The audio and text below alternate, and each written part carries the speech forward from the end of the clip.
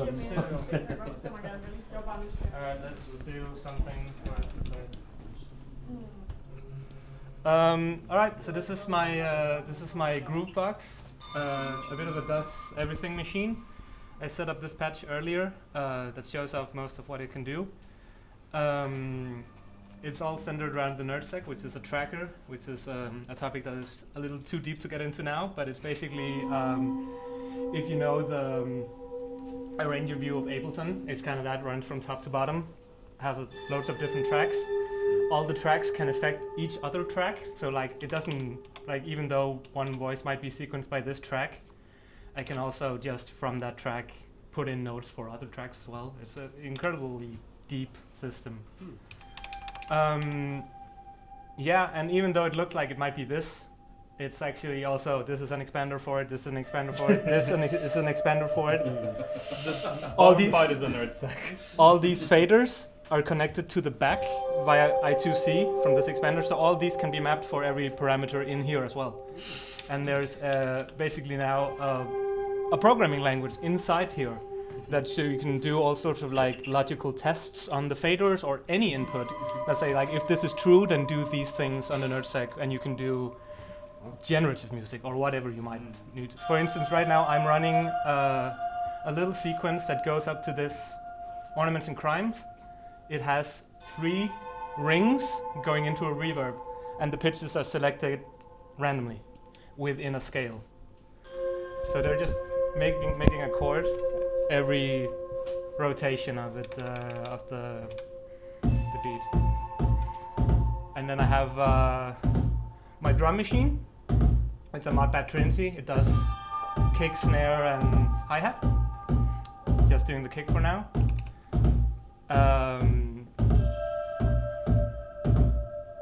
It's a very, very cool machine. Which can do a lot of different types of sounds. And then I have this dual oscillator from Tip Top doing the Book Club 258T, running 2 of them into this dual low pass gate, which has its own envelope.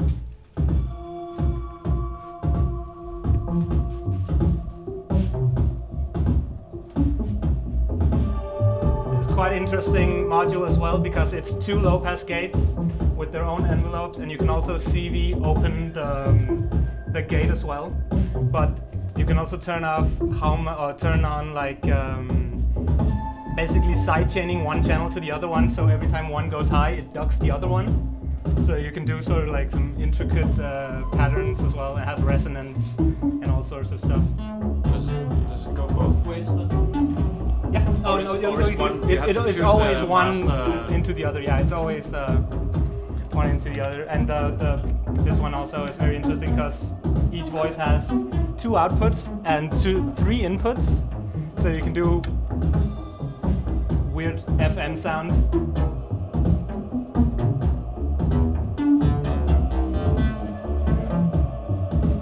Yeah, and then I'm using this Ornaments and Crimes it goes through the NerdSec, so that I don't have to disconnect the Manisateur test, which I can sequence it through here, but I can also sequence it through the Ornament and Crime going into the NerdSec, sending the output over here.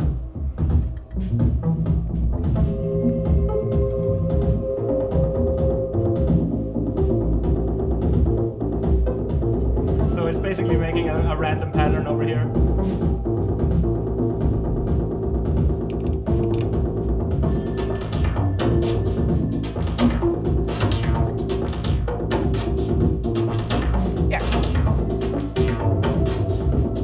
And since this one, this fader bank controls things up here, I have this one is wired to transpose the sequence up and down, so I can sort of jam within key over here. Because this one is going outside the sequence, it's not transposing this one right now. I don't have it set up to do that.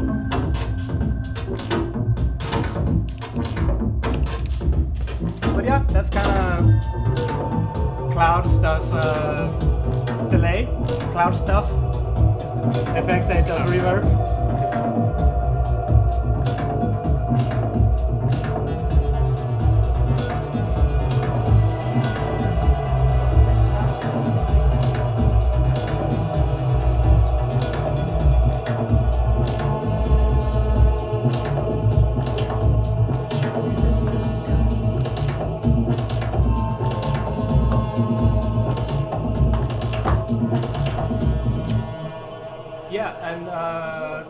the last thing that I was going to show is I have this launch pad, which if you might see there's some squares that are lit up. They're actually the same as is on here. Like if I scroll down, you'll see the display scroll down here. So much like I can basically trigger things. If I go into a pattern, you'll be able to see, oh, that's the note. And we can use this encoder here to change the actual note that's being played. How is the integration then? It's going through USB basically, and this is a USB interface. And then there's it's literally like natively integrated. Like he made it. The NerdSec. Yeah, with the NerdSec, exactly. Yeah. So the NerdSec has. The NerdSec is quite interesting. It's one guy doing it, and if you go on the forum and you're like, oh, I would really like. It would be cool if the NerdSec supported ART, the tip-top polyphonic cable. Then he's like, oh, okay, cool, I'll look into that. And then 2 weeks later, it does do that. and as far as I can tell, literally somebody said like, oh, it'd be cool if you could you just plug a launchpad into it? And then he's like, yeah, and it does. And it it reflects everything here. I can, so if I'm like playing the big pattern here, I can mute.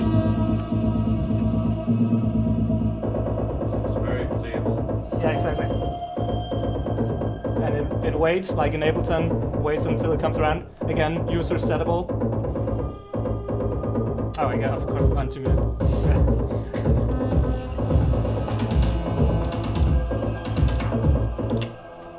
Yeah, and that's, I guess, my system. It's wired, like this is the, as you saw, I just did some patching. This is like a basic patch. I never changed this one because now I know that I can always go into here and do it always goes to the same voice, and it's always set up the same way, but it also leaves all the stuff open for anything else. Oh, I also wanted to show, since this last track here is hooked up to the drum machine, it actually doesn't care so much about pitch. So there's also this like matrix here. That's like its only trigger matrix. So I should probably do it on the top so you can see. So yeah, you can do trigger rhythms really fast, and if you wanted to, you could hold these two buttons and you could do an Euclidean pattern right there, like this, starting from where you are. Fucking amazing. For real? And you can go into here and you can be like, oh, okay, here's all the ones that put in, but actually I would like a triplet to be here. Motherfucker, now I get one of these. And one of the interesting that things, was the selling point. One of the interesting things as well is like the voices up here that run the rings. I basically, you see all the notes here. I'm at an F0, and I shift and up. I go past the octaves. If I go past all the numbers, I get into random. And if I press OK, you'll see here some random ranges. Way more than you need, but it's like so 10% of the lower range up to 50%, and you could define 15 different of them, and you can see that it goes from C1 to C5. It picks a note every time. So yeah, I can, instead of putting them in, I can just do this, and it picks a random one every time. It's very specific, actually. Yes, exactly. So the thing is, since I have 3 rings running through this thing up here, it's the one that goes like this. One is set to always run lower than the other ones, and then like a middle sequence, and then like a top note. So it's always making a nice chord. You don't get like 3 bottom notes. Yeah, exactly. Yeah. And if you look at this one, this is also a really nice ornaments and crimes firmware. You can see that all the parameters also internally modulating themselves inside the ornaments and crimes. I don't know if I think most of you are probably familiar with this, but this is running a firmware that has a lot of the mutable software in it. Which firmware is it? It is squares and circles. Squares and circles. But why does yours look different? I think it's the same. I'm just inside the rings. Oh yeah, it is. Nice.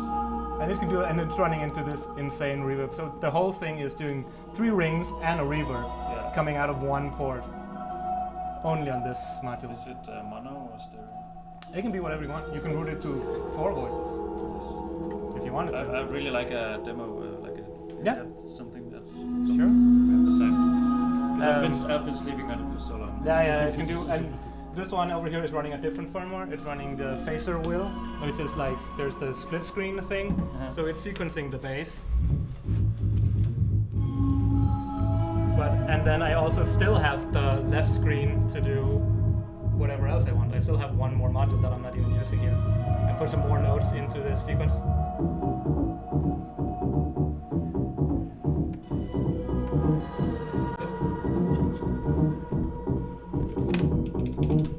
So it's just like a random sequence that makes it work.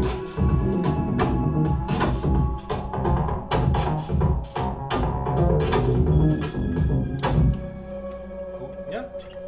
With the ornaments and crimes that's doing audio stuff, you need like a newer version than the original. You need right? you need the one that has the new. There's 2 chip versions. You need the one that's running the 3, the same as you need for phaser wheel. Although I think they made one for the older one. They as well. have one for us old guys with the Yes. old versions, but But the one that runs this one, yeah. it's interesting because I got 2 initially. It was like this is so great with the hemisphere, and it also has the old like the full like 4 voice sequencer and quantizer and all that. Yeah. And I was like, that's so cool. I'm gonna get another one run exactly that. But the Squares and Circles does do some things that are quite cool. Like it does 808s drums. It does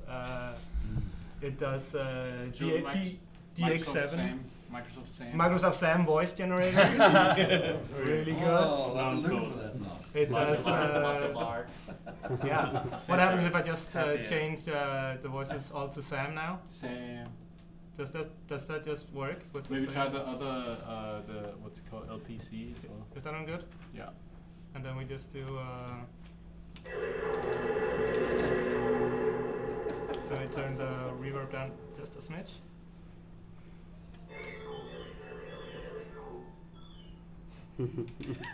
Sure, that's a jam. Yeah. That's a banger right there. I'm also using this as a mixer. I'm attenuating the audio levels by running into. It's basically a big attenuator that also controls this, but also sends out steady values if you want. So it does a lot of stuff. But I'm running the reverb signal from here on one channel. I'm running the dry signal from another channel. I'm controlling the bass volume by attenuating the audio before it goes to the mixer. And then these are, if you go into the menu, you can see that this is like the transpose. You can see that I'm transposing up and down with these ones here. This one controls the probability of a trigger going into this. So it's like 100% now, but I can also like take it down and it makes even more of a randomized kind of thing. Isn't it? Incredible machine. It takes you away from a basic modular approach, I guess, but it does do a lot of things. It's internally modular, I would say. Again, and the programming language is pretty good. The things that it can do. Yeah. What do you mean when you say programming language? Well, it can do. It can do logic. It can do math calculations on incoming CV and outgoing CV. So it can basically take anything and send it anywhere else, but only if certain conditions are met. So it's more like programming like in Excel? It's more like programming like the, what's that module we had a demonstration of? The teletype. It's more like the teletype, if you're familiar with that. It's sort of like, it does, for instance, I defined 2 values here, which is like the midpoint of these sliders, so that, when it goes past the midpoint, it does something else than when it it's underneath halfway. It was teletype compatible. You need to write the guide. But it is! It is, of course. Because it uses I2C. The thing is, another thing, I can't think of a single thing that it's not compatible with. I'm genuinely, I'm 100% serious. I think it does everything. There is a little, the reason I brought it up, there is a little art. You can have like a little 2 HP and then it does polyphonic art sequencing, two cables to tip top. So you can have one track send 8 notes via a single patch cable. So. But it's not imperative like you have a lines of code. Where you write first one line. I mean, you don't have to use it at all. There's so much stuff. There are also these automators, it's called. I don't use those at all. if I double click here, there are internal envelopes. I do use those. I do use those to, like, if you turn down the decay envelope, its own decay envelope, I can turn up the CV to the voice here. Oh, right, I'm doing this. Let's do this one instead. So instead of it doing its own envelope, I'm now using a long envelope from the internal envelopes, and I can go and say, like, I want decay.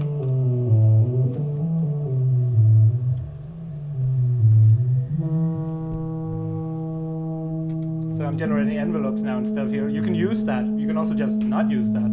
There's a lot of stuff in there, and there's a nice visual representation of the envelope that you're generating. Yeah. Can you play Snake? You can play. I think there was something. Or Pong or something? Yeah, I feel like I've seen. I think I've seen something. Again, there's so much stuff, and you can like pick and choose what kind of thing you want. Go on, write the guy. Probably could. My drummer's doing sound checks so long. That's amazing. That's a cool. That's really nice. Yeah, and it's a complete like. I'm trying to sell my cloud. You can go and check it. I don't want a lot of money for it. I just want it out of here because I already have modules coming in to fill the space. So it's already. I just want it out. But once I get my end of chain compressor, basically this does full tracks and so ready to publish. That's the system that I had last time I showed it, and it's been completely replaced, and the same one is kind of back again now. That's the way it goes. I thought I could live without it, and I was like, I'll get like a Hermat. It's like, it's not the same. And an Octatrack. An Octatrack. So do you play live with this setup? No. And how do you, no? Okay, it's a studio setup. Yeah, pretty much. It's a home setup. I have it next to my computer, and I sit and work on my computer, and then I turn. I do a little music, but the plan is maybe eventually. And who knows? Okay, so the next question: if you wanted to do it, would you want to program it live, or would you have prepared stuff in your? I think I would do it from the ground up. I can do it pretty fast. Like we see that. You're handling it like an instrument. This patch I made like 20 minutes before I packed it up. I was like, I should present something, and I made this patch, and it doesn't take any like you start it up and you get one voice going, and you can sort of program. Well, you're familiar with it, but it's like it's never silent, and you can do all sorts of different things. And again, use random, to just to keep things going, even as you're programming something else, and then trigger it. So I would do it from the ground up for sure. I don't think maybe I would be like maybe I would have like a backup again. Also because it's like you can see in here I have these are tracks that I've saved, and you can always like recall a track even if it's running, and you just like it switches, and it switches it could switch all the layouts as well. Like the voices could go to different things because they're all hooked up here, and it can like rearrange them internally. So I don't need to sit and patch this one up here or this one up there. I can just like send it out from the machine. That's clever. Is it an expensive model? No, I would say no. I think this is 3,000 kroner, Danish kroner. But you need a few expansions. Yes, but the expanders are 1,000, except this one. Yeah, each. Yeah, of course, each. But like for this one that gives you. It is modular, right? It's This one gives you. This one gives you 16 CVs out, which can be sequenced as well. And I don't need 16 CVs out, so it's more than I ever need. 1,000 kroner. This one gives me 16 triggers out. You can see I only use half, and I'm using a lot more than I need even. So yeah, you spend 2,000 kroner on expanders, and you're pretty set. And then this one is like the deluxe, it's a little more. But the whole system is less than like if you were to get I don't know what's a Symphonian or something. Like it's like that's way less. That's also really and it does more, just in a different way. Yeah. Cool, thank So you. is there some sort of rehab when you have to lay down your addiction of this? Oh, maybe, let's see. You have to get back to real modular. Yeah, at some point. Well, I did do that, but like last time I was here, I didn't have any of this stuff. I had sold it. It's very impressive. And then I was good, like, I'll get back to some. I'm too far away from patching every patch up. Yeah. And then I was like, I had it for a while. It's like, be great to just do some songs, actually. And then I end up with this exact setup again. So, yeah, it's just kind of the way that I like to work with it. Understandable. Yeah, I think that's it. Cool. Beautiful. Thank you. Thank you. Let's continue around the table. Please buy my clouds.